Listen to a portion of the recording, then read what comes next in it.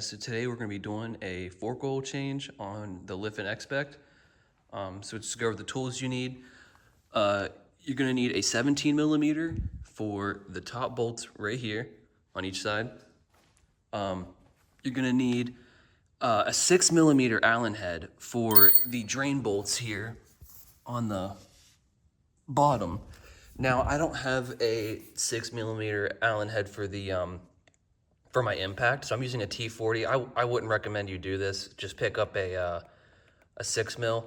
The reason why I'm using the T40 is because you have to use an impact, and I'll show you why whenever we go to take the bolts off.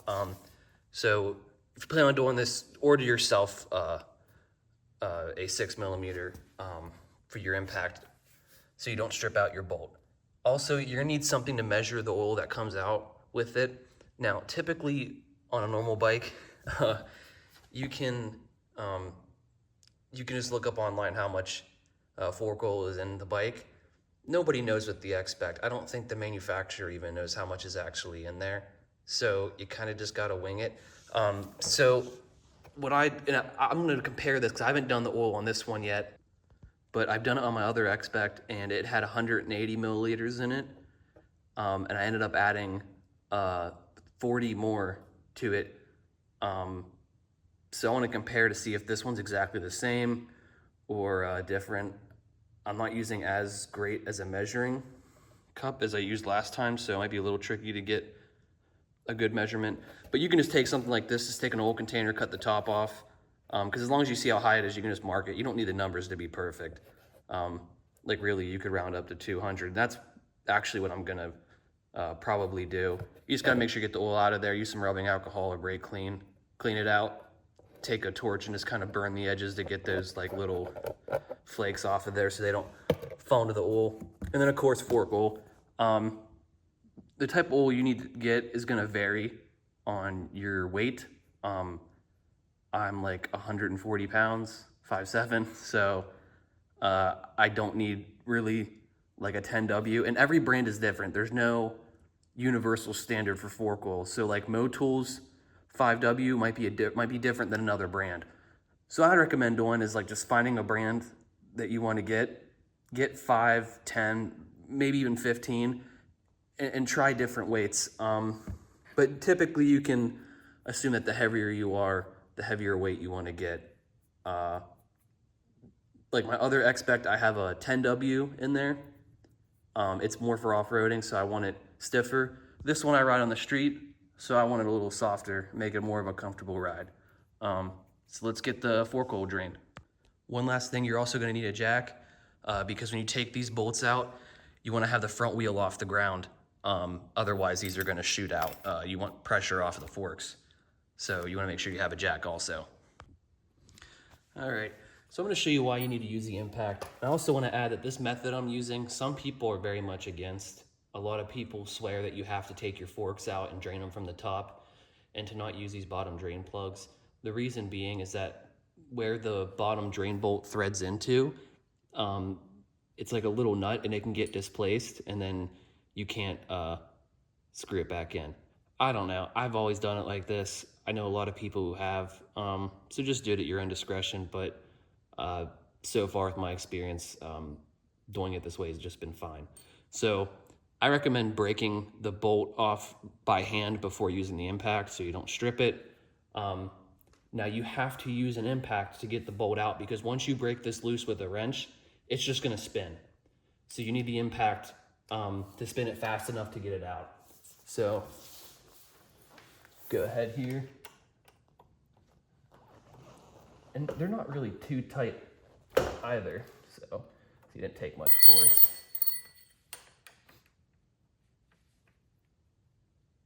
Okay. Now I'm gonna lift the bike up a little bit so I can fit my impact under there and get this bolt out. All right, so now that it's up in the air, you wanna get your little bottle ready because once you take the bolt out, it's gonna start leaking. And then we'll just go ahead and get her out.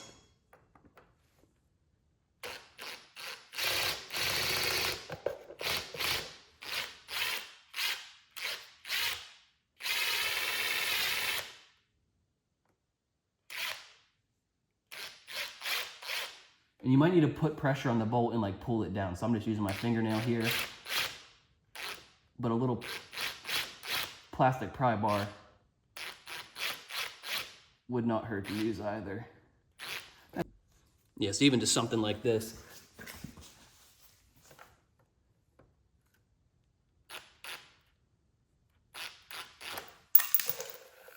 All right. So you start draining. This is what the bolt looks like. It's got a little crush washer. We'll go ahead and replace that too. All right, and I really just recommend picking up assortment of crush washers like this. It just, anytime you're working on stuff, it's just nice just to have a bunch of different sizes on standby. Then you don't have to figure out what size this one is and order it. Anyways, we're gonna let this drain out. Once it stops leaking so much, I'll lower it back down. And then we're gonna have to pump the forks to get the rest of the fluid out. I also like to add that if your oil's real dirty, or you can even just do this anyways, just to be, you know, a little extra about it, is you can actually flush out the forks with automatic transmission fluid. A lot of guys who get dirt or even water in there, they'll pour ATF in there just to flush it out. This oil looks real clean, so yeah, well, it's a little gross, but I mean, honestly, I'm fine with it. But just something to know, you can flush it out. I also just wanted to show you, this is how you can jack it up. Just take a piece of wood, run it across the bottom. Make sure you're not gonna hit your drain plug there. You shouldn't, it sits higher up than the bars do. It's super easy to jack up, and you can actually put a wheel chock in the back if you like, just to prevent it from rolling. It's in gear, it's not gonna go anywhere. But I just like to put it there just to be safe. All right, so it's all drained out. I got the bike lowered down for the most part. Once I stand it up straight, it'll be off the jack. I just didn't want it fully down because might spill my container over. So you kind of want to get the fork straight, and it doesn't hurt to have somebody to help you do this if you want. Makes it a little easier. And you kind of just want to guide the cup so you don't spill it. And then pretty much you're just going to stand next to the bike. Get the jack out of the way a little bit so I can, and you just want to kind of compress it down.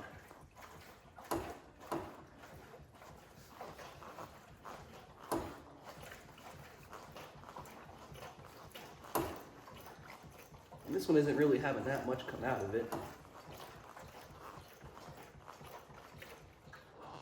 So I'm gonna take a look at the level because I pretty much know where it needs to be at. Yeah, I'd say that's probably about all the oil we're gonna get out of it. So this is what I find interesting. I know I'm not holding it fully level, but it looks like it's about 150 milliliters. And this is what I was talking about in the beginning of the video.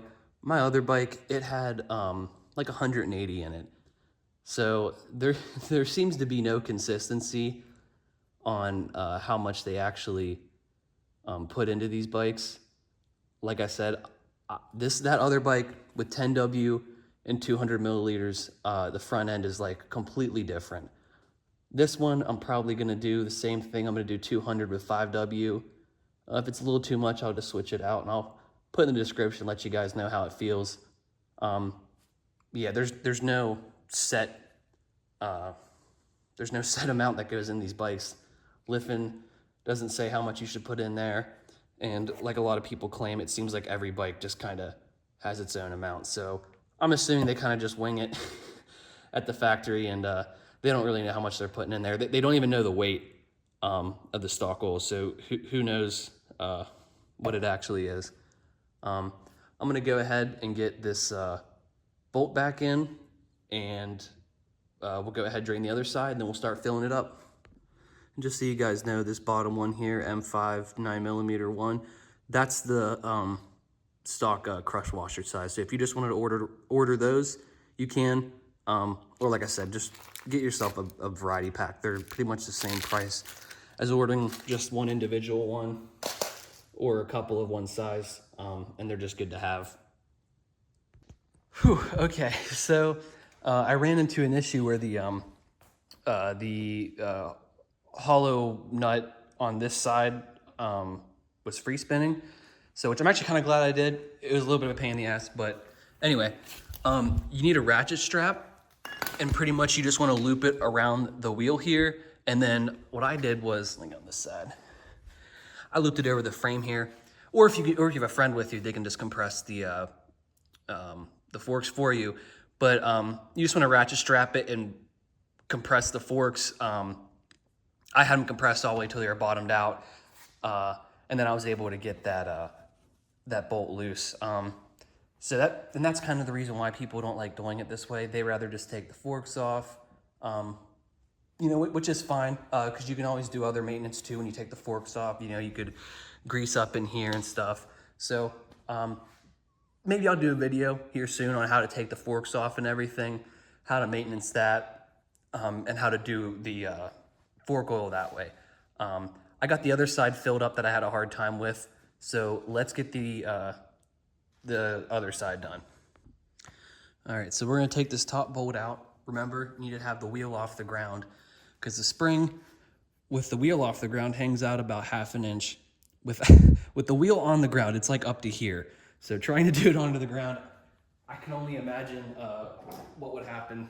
I'm sure that bolt would probably fly across the room. So, and this bolt is actually pretty tricky to get out. So I'm gonna use a pipe for some leverage. What makes it harder too is that everything moves. So there we go. And then what I do, just to keep from the bolt flying up a little bit, is I kind of just push down on it as I'm loosening it up. I mean, it's not gonna like fly off or anything, but I just don't want to drop the cap at all. See, like that. It can get away from you sometimes. All right, so now we got that off. This is what it looks like. Okay, so we got our jug here. Now I'm just gonna fill to the top of that little black line. That'll put me at about 180. That's about where I had the other side at. And you know, if you get like a specific measuring cup, you can get your measurements way more precise.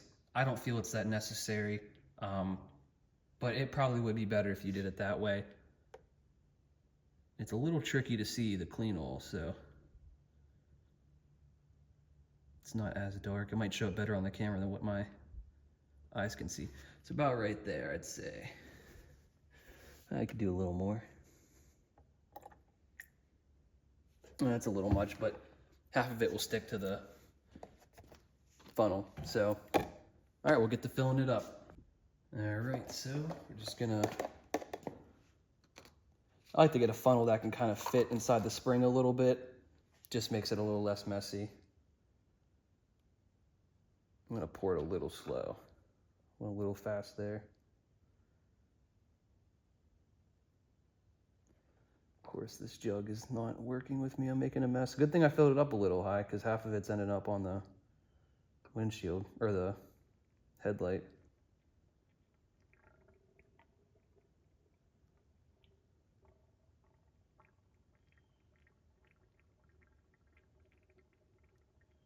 You can hear it going down.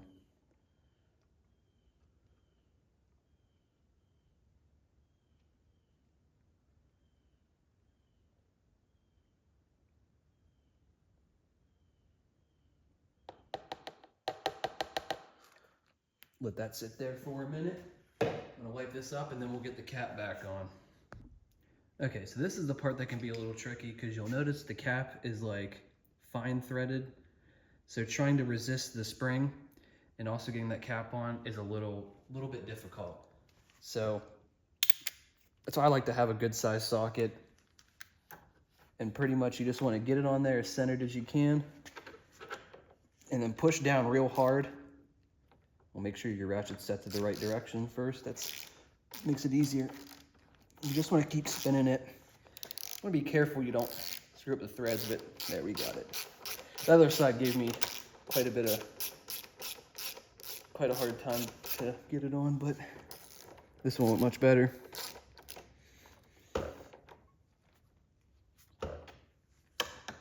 Doesn't hurt to grease the O-rings on the caps. They look a little dry, but they shouldn't because they're pretty much soaked in fork oil all the time.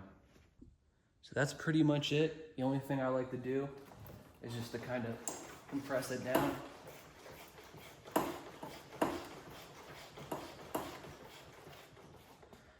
I notice after about like 10 minutes of riding, it feels a little better. You know, and if you want to change, you know, add a little bit more fluid, you can. You can get that 20 milliliter little cup and just add 20 milliliters and see if that helps at all.